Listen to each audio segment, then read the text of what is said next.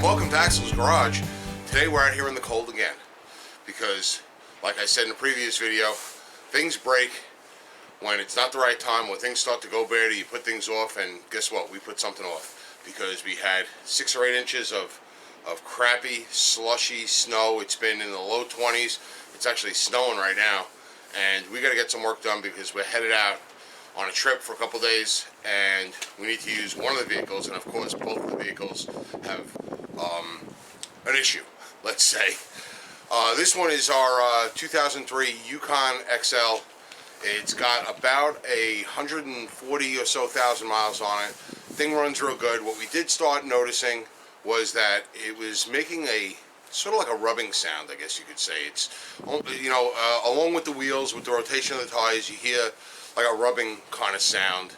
Not really a grinding. Some people describe it as a grinding. This is more of a hum, almost like there's a piece of cardboard touching the tire, and the faster you go, the faster the hum gets. Now, a common problem on all these series, Tahoe, Suburban, Yukon XL, Chevy pickups, 2000 to 2006 is that same body style that you see behind me. Common problem is the hubs, the front hubs or the front wheel bearings. And a lot of times, usually right around 125,000 to 140,000 miles or so, they start to go bad. Now this one, we've never done them on this one. In our other truck, the 2003 Yukon XL, that one we did them right at around 125,000 miles. And the reason why we wound up doing them is because we threw an ABS light. And it turned out to be the ABS sensor is also built into that front hub assembly. And a lot of times that'll be what's happening. The truck really doesn't have any drivability problems, just the ABS light comes on, you trace it back, and it's that ABS sensor. You can buy it separately, but it's just, you know the bearing is going to go soon anyway, so it's cost effective, and it does take a little bit of work to get at it, so it's just easier just to replace both those front hubs when it goes. This one, no ABS light, but we were getting that rubbing sound. And the rubbing sound will, starts at about 20, 25 miles an hour. You start to hear it, and you can even feel it in the steering wheel a little bit. And the faster you go, the more you get that sound. What you do experience, and what we started experiencing, what made me think it was the hub starting to go, was that if we were driving straight down the road, you get it. If we were driving and making a left-hand turn, a nice big sweeping turn to the left, you would still get it. But when you made that sweeping turn to the right, it would go away. And the only thing I could think of that would make sense, or just to wrap my head around that, was that, think about what happens. Put yourself in the driver's seat. You're driving straight down the road. All right, that hub has got weight on it from the front end of the truck, and it's making the sound. And then when you're making a right hand or a left hand turn rather, that hub actually, the weight transfers to the outside of the vehicle as you're making a left hand turn. So it's transferring over to the passenger side, and it's still making that sound. But when you're doing 25 and up, making a long sweeping turn, maybe on a highway or something, and you turn to the right, and your weight transfers more to the left, and you have less weight on that right wheel, or the passenger side wheel, it goes away. And the only thing I can think of that's going to make what's going to be a rotational sound, and is going to go away when I transfer weight a little bit off of that wheel, is going to be the hub. So I jacked it up in hopes that I would grab that tire, and what you do is you jack it up and you grab the tire and you kind of lift it up and down, and you can feel a little play in it, and that usually tells you, okay, that bearing's shot. And that does happen when the bearing goes bad, but I did it and there's no play whatsoever. So I don't have any play in the wheel at all. The wheel feels nice and tight bolted up to the hub, but it's the only thing I can think of. It's the hub. If it's not the hub, it's going to be something in my front differential, which I really hope it's not on one of my front half shafts, the drive axles. I hope not. I hope that it's just that hub. Either way, 140,000 plus on this vehicle. These hubs are on their way out anyway. So now we're going to replace one. Usually replace them in pairs. We're going to just do one today because it's freezing. It's in the low 20s. I got long johns on. I got thermal insulated jeans, and I got the heaviest coat I have in the house on, and I'm even wearing gloves, which I hate wearing gloves, but it's freezing out, and we got to get this done because we do have a little bit of a trip planned, and we're going to use this vehicle. So we're going to do the one hub. It's really not a complicated thing to do. It's just a little labor intensive, and we'll show you how it's done. All right, well, once you have your wheel off, you're going to need to get your caliper bracket, and your rotor off. Your rotor just slides right off. What's holding it in place is your caliper and your caliper bracket. So now, I've done the brakes on this thing a bunch of times with 140 some odd thousand miles on it, but I've never tried to take off the caliper bracket with the caliper attached to it. I don't know if you could do that or not, but I'm going to give it a shot. This way it'll save me a step and it'll all come off as one piece, is what I'm hoping. Either way, the caliper bracket has two 18mm bolts on the backside. They're in with Loctite, so they are a little bit of a bear to get out. Just be creative. The best way I found was to try to use a breaker bar just to get them loose, and then an open end wrench or a ratchet. You should be able to get it out. But they are a little tough to get at. Make sure your vehicle's up on jack stands, because you're going to wind up really crawling under this thing to get at them.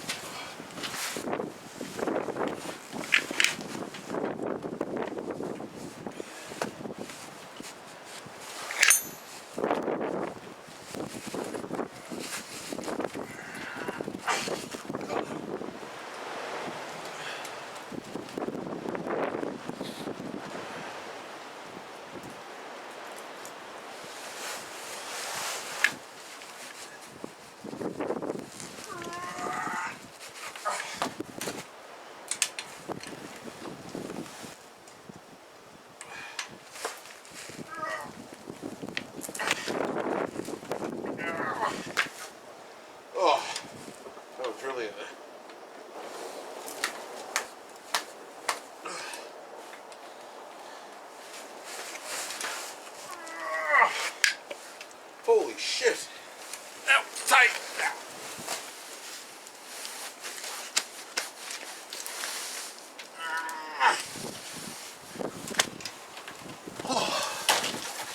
Okay. We gotta get creative.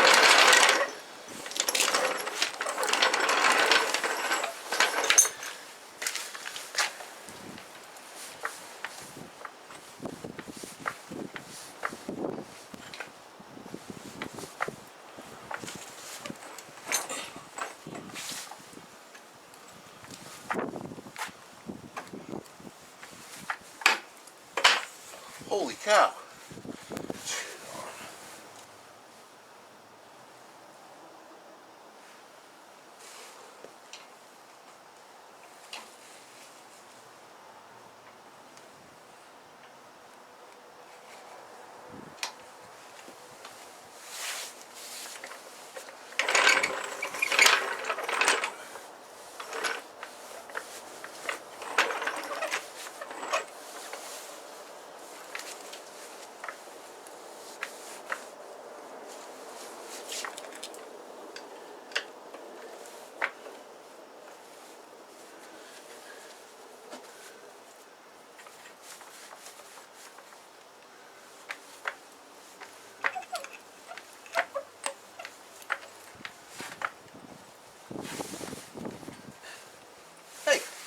Look at that, it worked.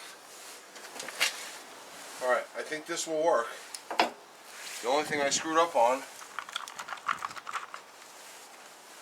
was I didn't give the caliper any room. So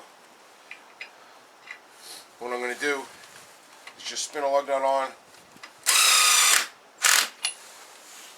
to hold the rotor in place, and I'm going to stick a screwdriver in there and separate the caliper a little bit so I can slide it off the rotor.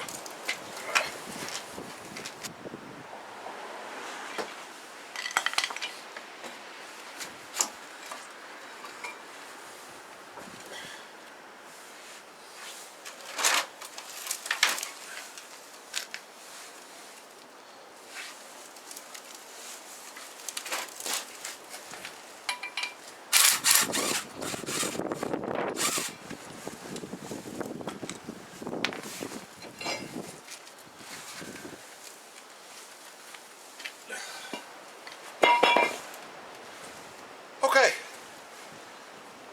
with the caliper, bracket, caliper and rotor off, we've exposed the hub. This is the hub right here.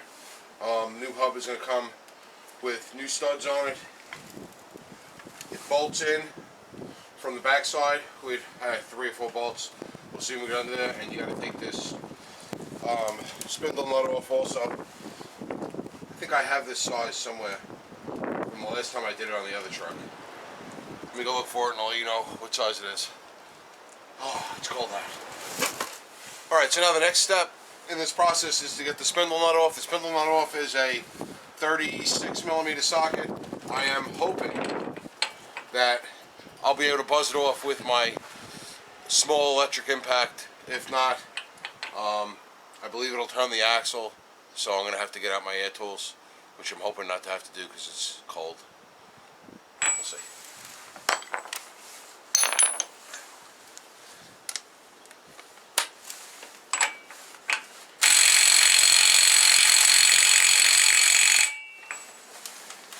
Nope.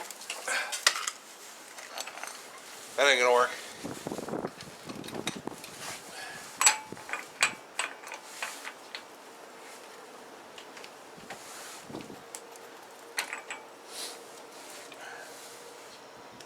Gotta break it loose.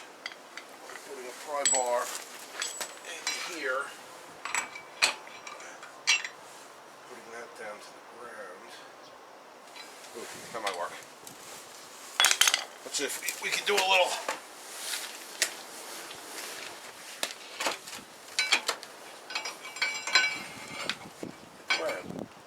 A little short.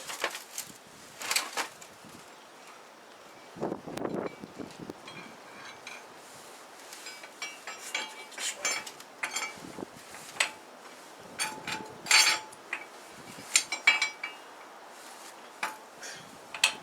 That might work.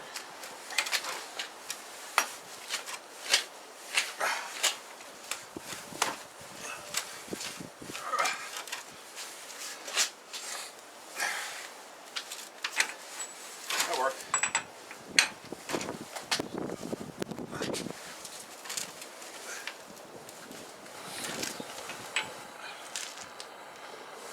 Okay, at this point you got three 15mm headed bolts from the back side in a triangular pattern.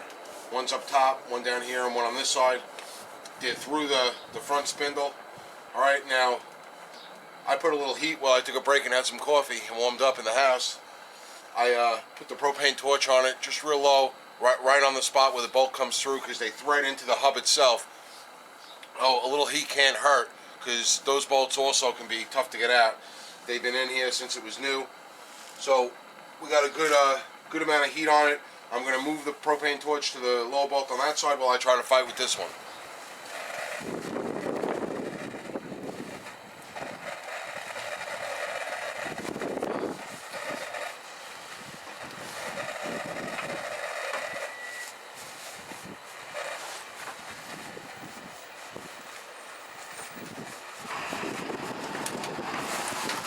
Okay, well, after I got all the bolts out, they don't come all the way out. They just unthread, and they get caught in the half shaft. So they're not going to come all the way out. Just make sure they're out of the hub, so they're out of any threaded part, and they're just slopping around in there. And you're going to do the same thing when you put it back in. You're going to slide them in, and then get your hub back in.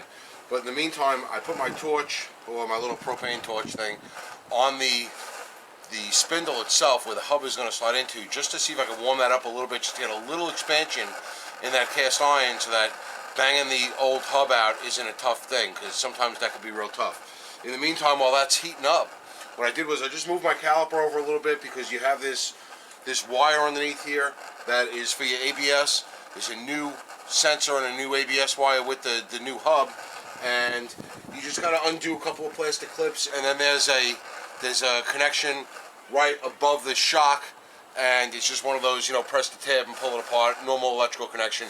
Take that apart so that you can start banging your hub out without that holding it back in. Alright, so everything we did up to this point was actually the easy stuff. Now's the hard part, which is getting this hub out that's been in there for 2003, 2013, 15, 16 years, and it's usually rusted in there pretty solid. Hopefully the heat helped a little bit. We'll see. And it's just banging. There's probably some kind of puller to get that hub off. I don't know, but I don't have one, and the only way I've ever been told to do it is to bang it out. And I even asked my mechanic, is there a trick to getting it out? And he goes, you just got to bang it out. So, hammer, moderately heavy hammer, and I'm going to try to bang it out.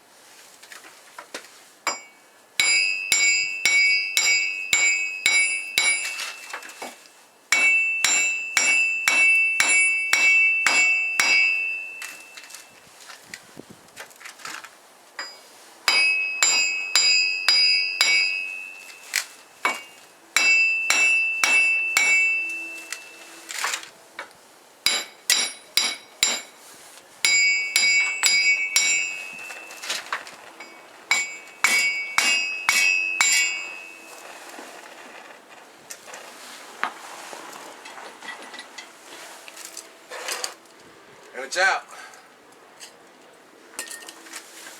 That really wasn't as bad as I thought. It wasn't nearly as bad as the last one I did.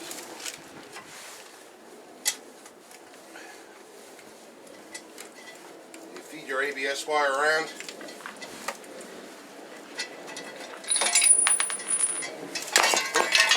It's hot.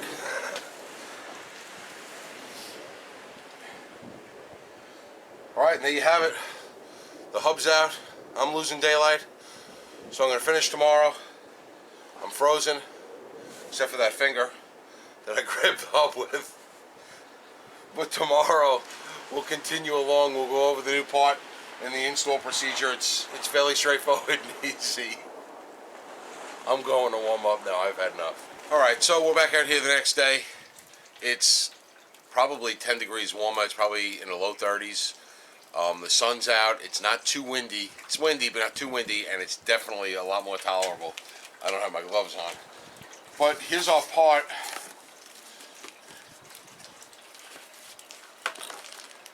Alright, it says don't use an impact, use a torque wrench. Yeah, okay.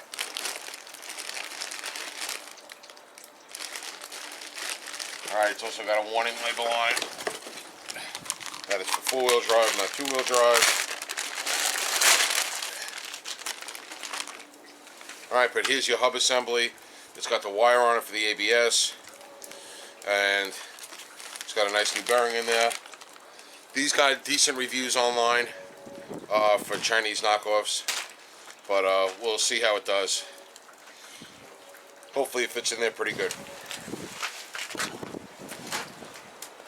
Alright, so what I'm going to do here is just take a little wire brush, and I am going to just clean off this area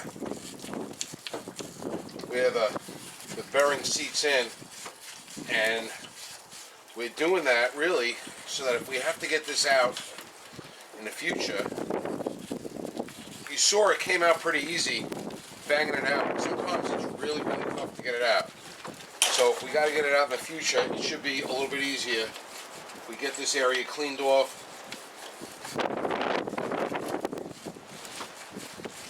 And what I'll do is I'll put a little white grease on it just to prevent some corrosion.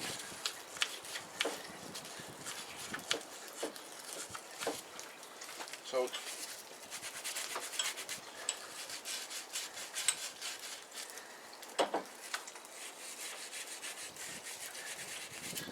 just like that.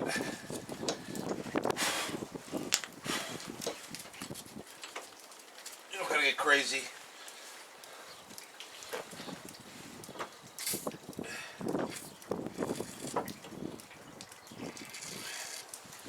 Just spraying a little PB blaster in there.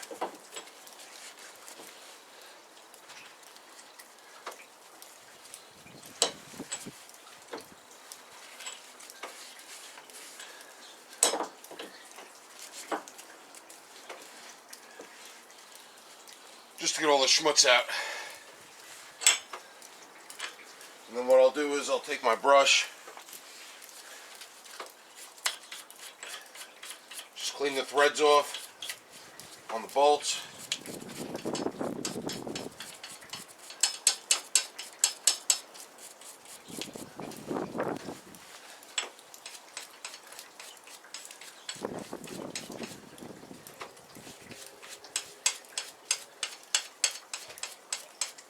Just so everything goes together a lot better.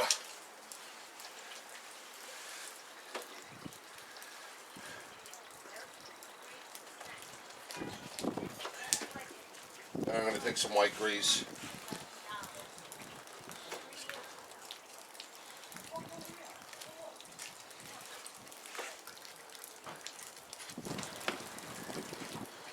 Alright, and just like that, a little bit of white grease on there just to make it easier for the next guy. Remember, a lot of times the next guy is going to be you.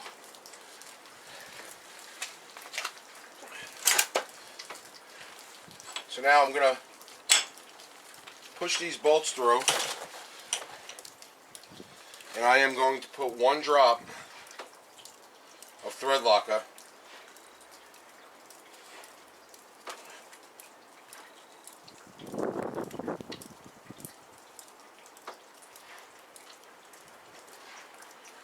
maybe not this thread locker.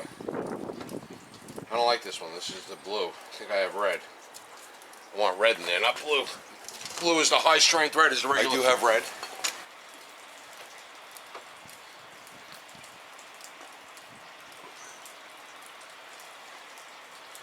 That's 1 drop on each one. Alright, and then slide them back in.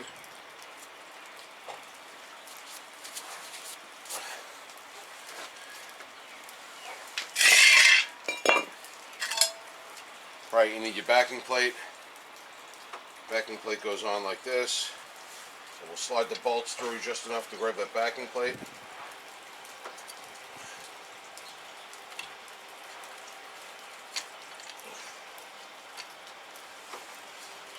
That, we'll take our new hub.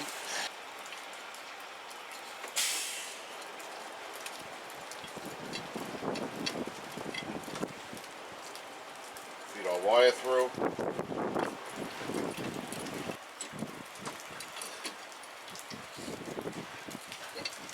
Alright, now you just got to find the splines.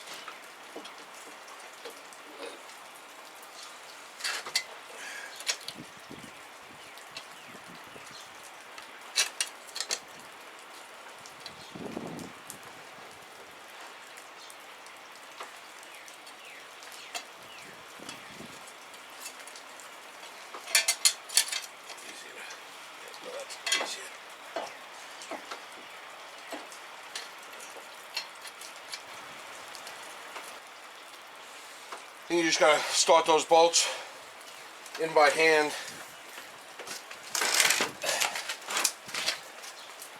Alright, when you tighten those bolts, just, ease them all in till they bottom out, and then tighten each one. Just get them earth tight. I used a 3/8 breaker bar. It was the easiest way to get in there. And, you're not killing yourself, but you're making it as tight as you can make it. Alright, once that's all in, I'm just gonna put a little dab of grease on the nut for the half shaft. You got a washer that goes on it. Alright, slide that washer on. Alright, this is some kind of locking nut, so it's tight pretty much to hold it on. Alright, generally speaking, I would just blast it on with an impact.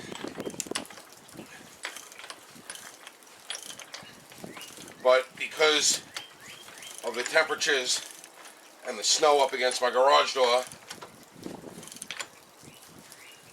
I don't have that luxury right now.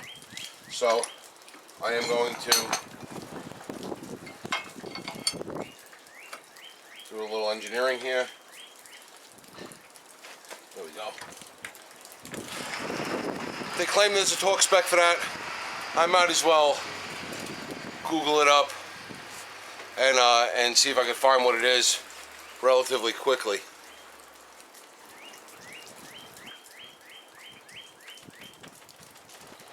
Alright, a little Google, and it's 156 foot-pounds. Holy shit, that's a lot. Alright, let me go get a torque wrench. Alright, so the article I read said that the spec is actually 156 foot-pounds. And they did make mention that improper torque spec on this spindle nut or axle nut is the #1 cause of bearing failure. So I'm going to torque it, which I never did before. I always just blasted it on with an impact. Let's see how off I was. Wow, a lot. Alright, there we go. Not too bad. Alright, next step is to route the cable for the ABS.